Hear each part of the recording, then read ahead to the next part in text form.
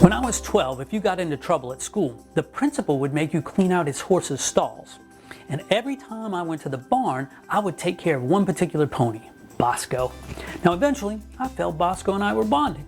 We had a routine. I would clean out his stall, I'd feed him his oats, I'd brush him.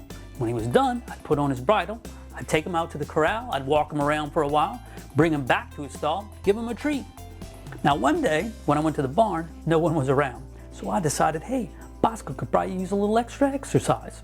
So I set his oats and treats aside, I brushed off his back real quick, and I threw a saddle on him.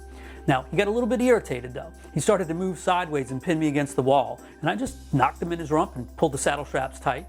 Then he tucked his head under and tried to bite me on the leg, so I just shoved his head and ignored him.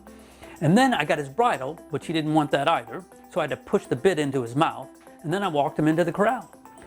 I hopped up on him, I leaned over, and I opened a gate to a big open field. And as soon as I opened it, Bosco took off running at full speed. I'm yelling and I'm tugging on the reins. He charges across the field straight for the fence, and as soon as he got there, he immediately cut to the left. He was trying to throw me off. And then he ran at full speed back to the barn. He trots right next to the door edge, clips my shoulder and my leg, knocks me off. I land flat on my back. And as I laid there looking at the sky, Bosco just calmly walked into his stall and started eating the oats and treats that I didn't give him. Look, I changed a lot on Bosco that day, and he didn't like it one bit. He even gave me fair warning.